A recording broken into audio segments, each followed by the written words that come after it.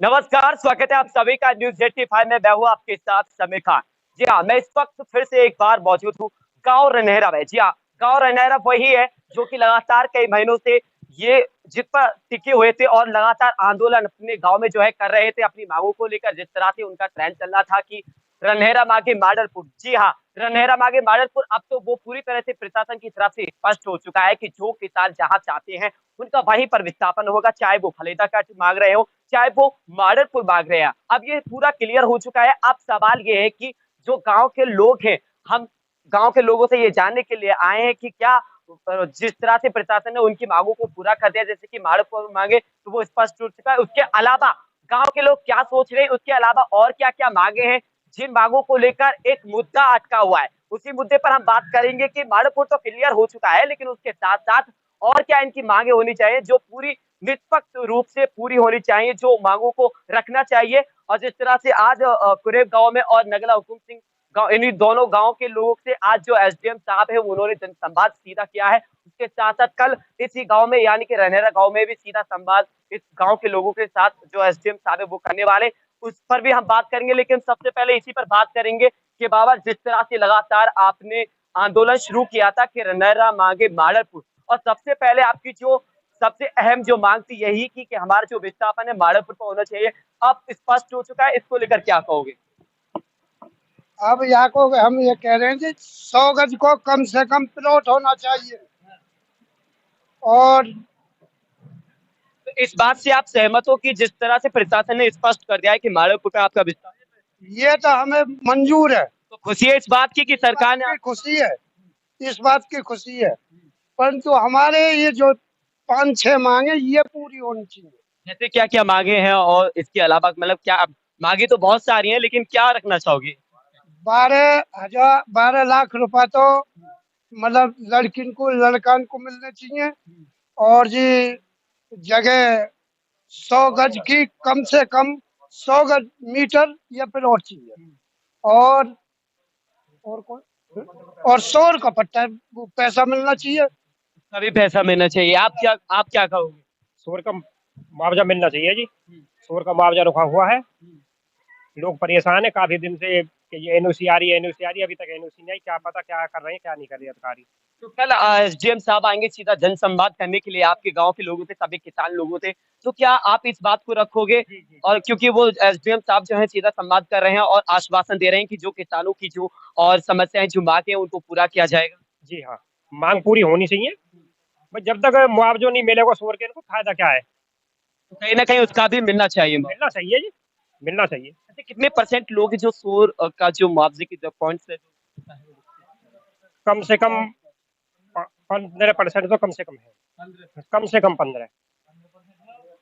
हाँ, इसके अलावा और क्या क्या मतलब? और मांग है 12 लाख से होनी चाहिए। हाँ, ये तो हो गई, अभी बताया था। इसके अलावा और क्या, ये सब होनी चाहिए। पार्क है, मंदिर है, इनकी भी सुविधा होनी चाहिए। और धार्मिक स्थल, 5-5 लाख आ गए, जो शेष बचेंगे वो भी आने चाहिए।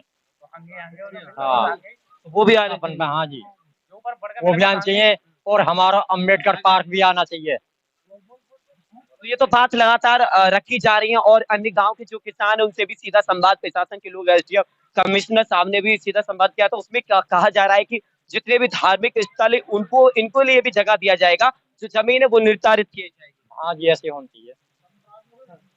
निकल रहा है संवाद तो एसडीएम साहब से भी हो गया है और मेरिट मंडल की कमिश्नर साहब से भी आई है, उनसे भी हो गया है। लेकिन मांगे हमारी सभी को पता है क्या है क्या नहीं है। और ऐसा नहीं है, हमने मांग पत्र भी एक बार नहीं कई बार दिया है। कई बार दे दे- एसडीएम साहब को भी कई बार दे दिया है।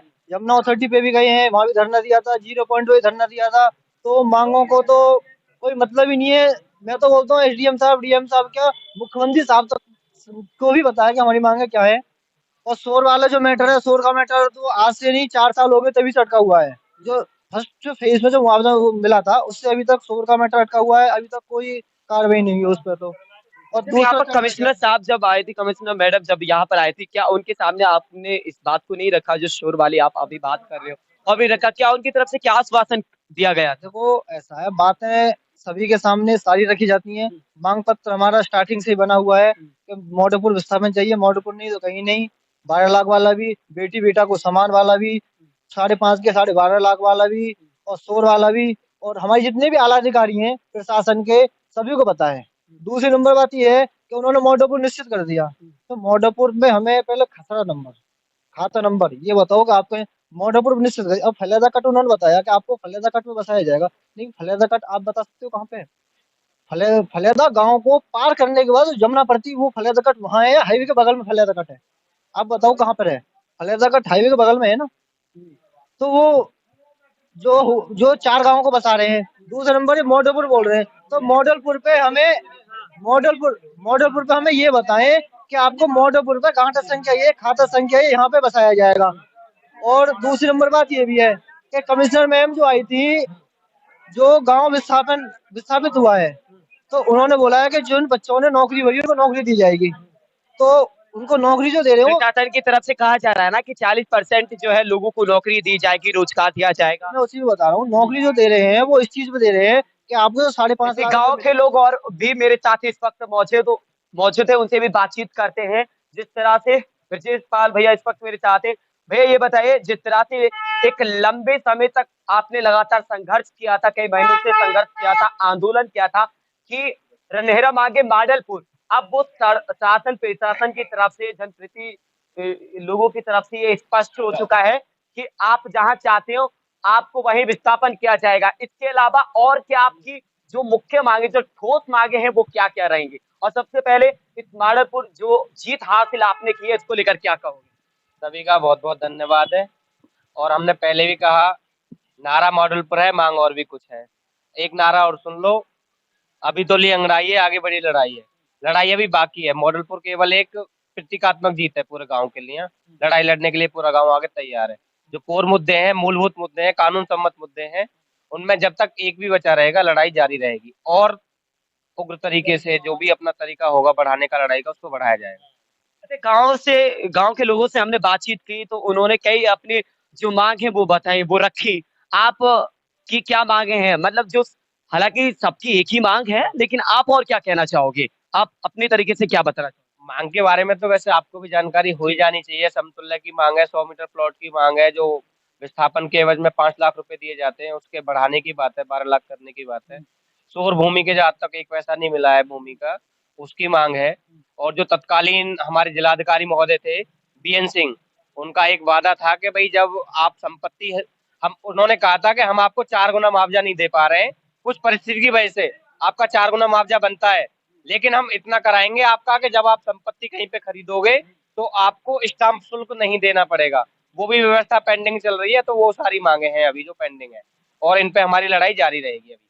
अच्छा, एसडीएम साहब जो हैं और गांव में भी आज, मतलब पूरे गांव जो जहानू नगला है उसमें सीधा जो गांव के लोग हैं किसानों से सीधा संवाद किया है, और कल आपके गांव में आने की भी बात हो रही है, कल शायद आपके गांव में भी आ सकते हैं।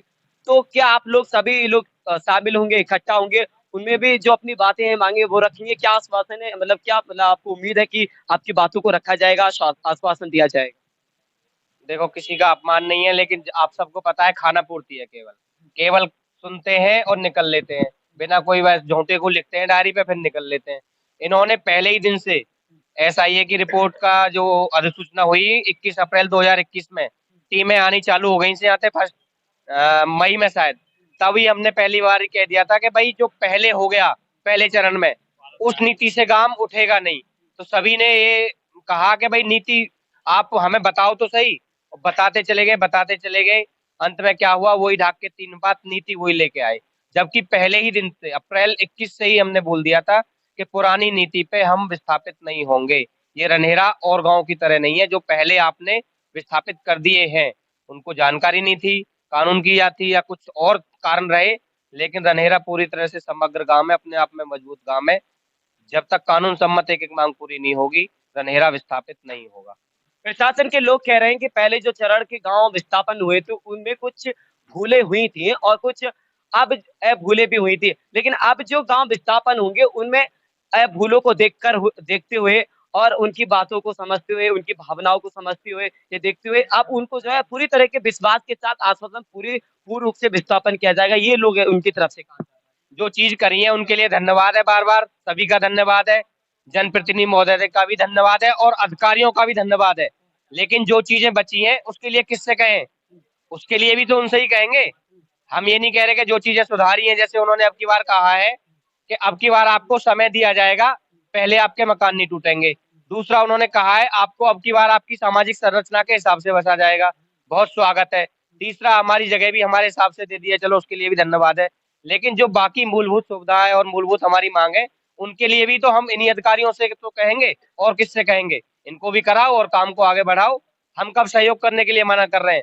जब गांव ने विस्थापन मांगा है कि मॉडलपुर, तो हम सब चीज के लिए तैयार हैं। ये कहते हैं कि भाई हम प्रक्रिया को डिले करना चाहते हैं, हम बिल्कुल भी प्रक्रिया को डिले नहीं करना चाहते।